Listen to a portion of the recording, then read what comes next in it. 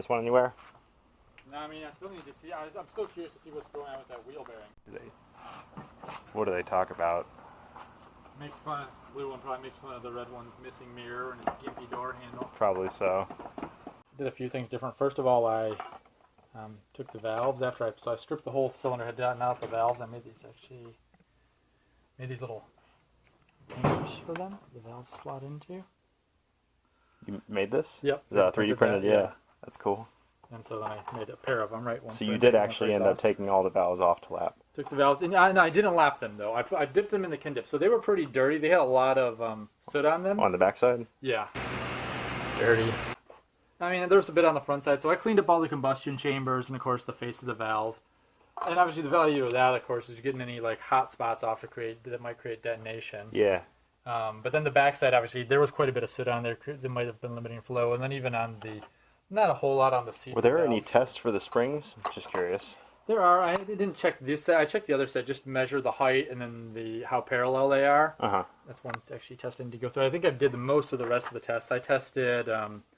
So I took some Prussian blue and then I checked them against the seats to make sure they were all concentric and had a nice seating surface. And then the other thing I did is I actually put the.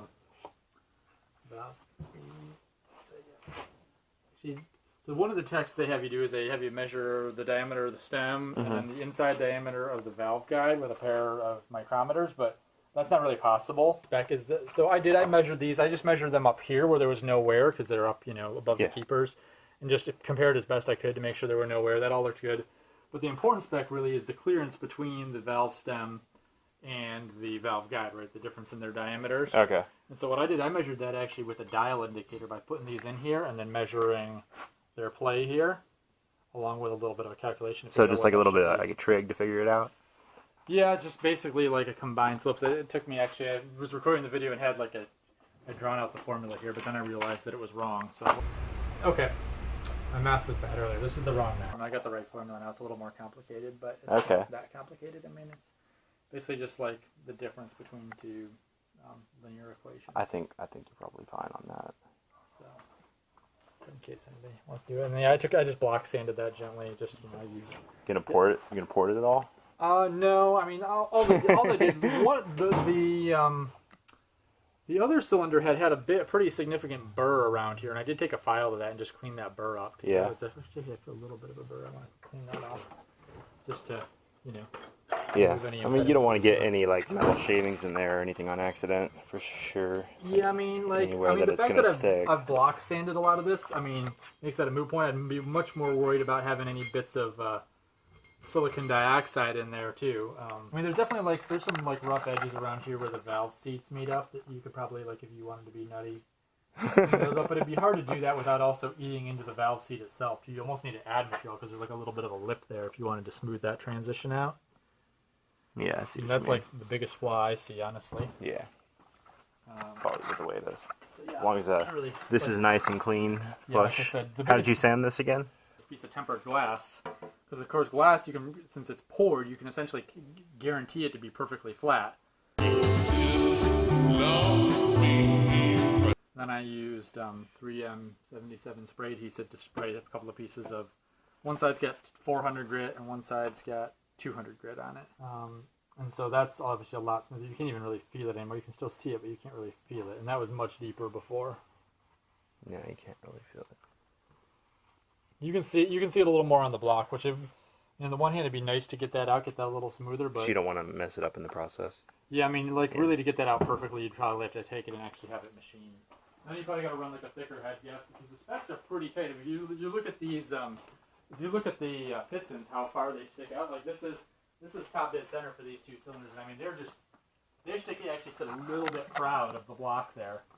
Yeah, not perfectly flush at least. There's a recess obviously for the valves there, but there's not a lot of clearance. They actually warn you on the packaging for the head gasket.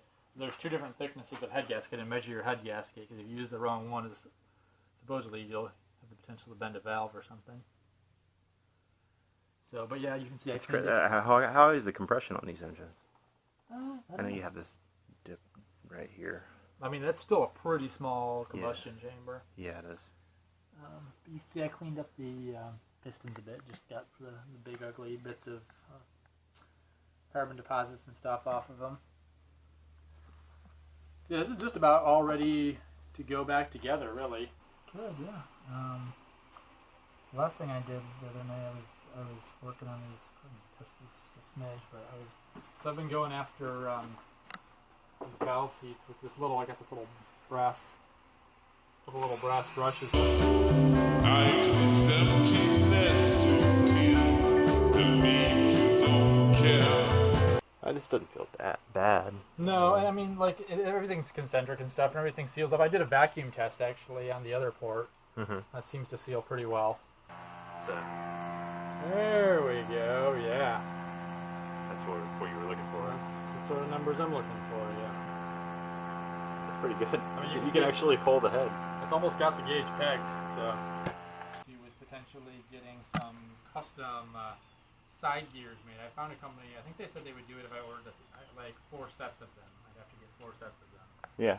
made, which would be cheaper per unit, but I'd have to like sell the other 3 sets or something to make it wild. But basically I would get like I was looking like probably like a lunchbox for like a Suzuki Samurai or something. Oh, okay, And then I would have them machine some custom side gears.